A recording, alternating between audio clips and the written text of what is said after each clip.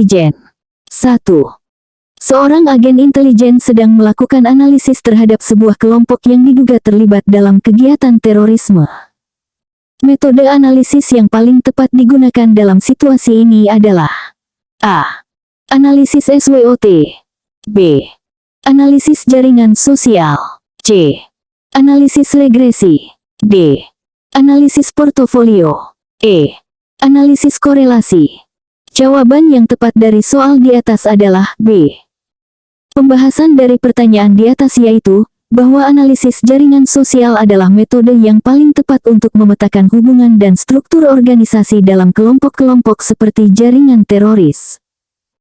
Metode ini membantu agen intelijen memahami peran kunci, alur komunikasi, dan hierarki dalam organisasi target. Kita masuk soal berikutnya. 2.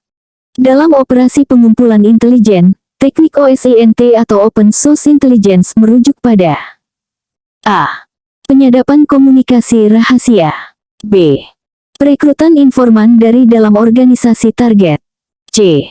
Analisis data dari sumber-sumber terbuka. D. Penggunaan satelit untuk pengawasan. E. Infiltrasi fisik ke dalam organisasi target. Jawaban yang tepat dari soal di atas adalah C. Pembahasan dari pertanyaan di atas yaitu, bahwa OSINT adalah teknik pengumpulan dan analisis informasi dari sumber-sumber yang tersedia secara terbuka, seperti media, internet, dan publikasi umum. Teknik ini semakin penting dalam era digital dan memungkinkan agen intelijen mengumpulkan data tanpa melanggar hukum atau etika. Kita masuk soal berikutnya. 3. Agen intelijen menemukan bukti adanya ancaman siber terhadap infrastruktur vital nasional. Langkah pertama yang harus diambil adalah A.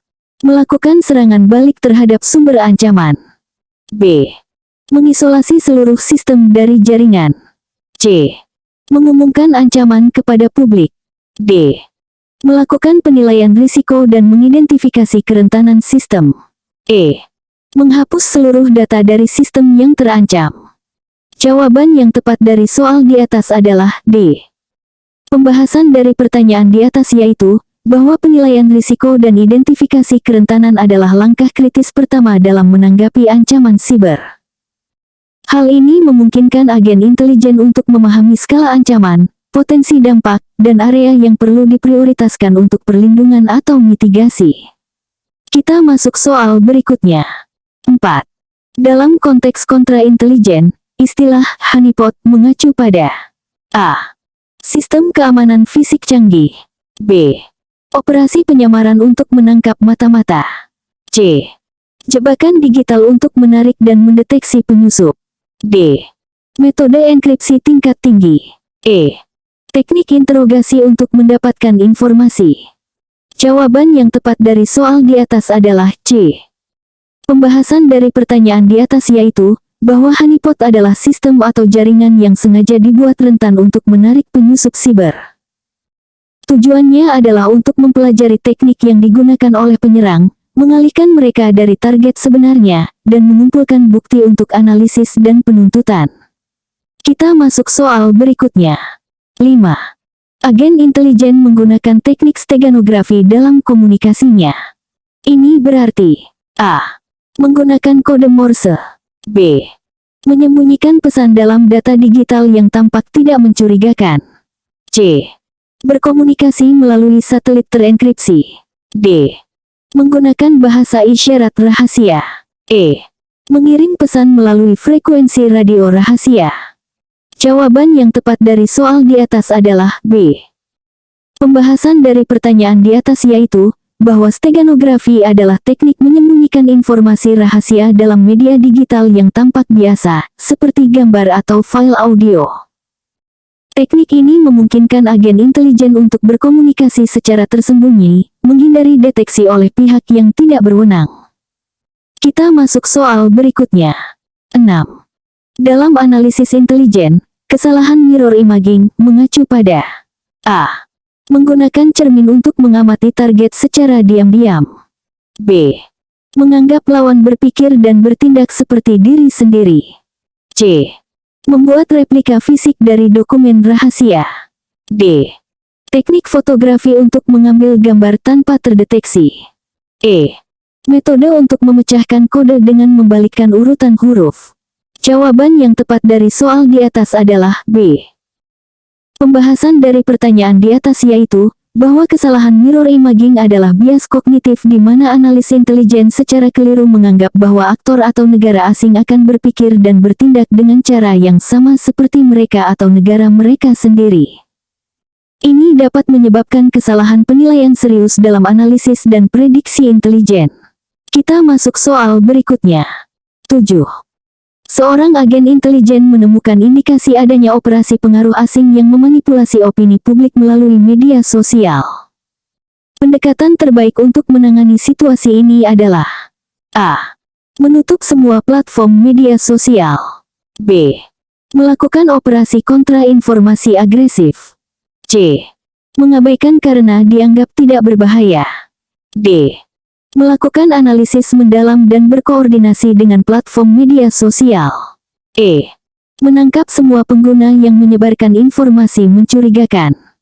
Jawaban yang tepat dari soal di atas adalah D. Pembahasan dari pertanyaan di atas yaitu, bahwa analisis mendalam dan koordinasi dengan platform media sosial adalah pendekatan yang paling efektif. Ini memungkinkan pemahaman yang lebih baik tentang skala dan sifat operasi, serta memungkinkan tindakan yang ditargetkan untuk mengatasi ancaman tanpa membatasi kebebasan berekspresi secara luas. Kita masuk soal berikutnya. 8. Dalam pengumpulan intelijen sinyal atau SIGINT teknik, beamforming digunakan untuk A. Mengenkripsi transmisi radio. B. Meningkatkan kualitas gambar satelit. C. Mengarahkan sinyal radio ke lokasi spesifik. D. Memblokir sinyal komunikasi musuh. E. Menganalisis pola lalu lintas data internet. Jawaban yang tepat dari soal di atas adalah C. Pembahasan dari pertanyaan di atas yaitu, bahwa beamforming adalah teknik pemrosesan sinyal yang digunakan untuk mengarahkan transmisi atau penerimaan sinyal radio ke arah atau lokasi tertentu. Dalam konteks SIGINT, ini memungkinkan pengumpulan intelijen yang lebih fokus dan efisien dari target spesifik sambil mengurangi interferensi dari sumber lain. Kita masuk soal berikutnya. 9. Agen intelijen menggunakan metode MICE dalam operasi perekrutan sumber manusia. Apa yang dimaksud dengan MICE? A. Money, ideologi, coercion, ego. B. Motivation, intelligence, calculation, expertise. C. Manipulation, infiltration, conversion, extraction. D. Method, information, cooperation, evaluation. E. Monitoring, investigation, counterintelligence, espionage. Jawaban yang tepat dari soal di atas adalah A. Pembahasan dari pertanyaan di atas yaitu, bahwa MICE adalah akronim untuk money atau uang, ideologi atau ideologi, coercion atau paksaan, dan ego. Ini merupakan model yang digunakan dalam intelijen untuk memahami motivasi potensial sumber manusia dalam operasi perekrutan. Memahami motivasi ini penting untuk pendekatan yang efektif dalam merekrut dan mengelola sumber intelijen manusia. Kita masuk soal berikutnya. 10. Dalam analisis intelijen, teknik Analysis of Competing Hypotheses, atau ACH, digunakan untuk A. Memproyeksikan pertumbuhan ekonomi negara target. B. Mengevaluasi keandalan sumber intelijen. C. Mengurangi bias kognitif dalam penilaian analitis. D. Memprediksi hasil pemilihan di negara asing. E.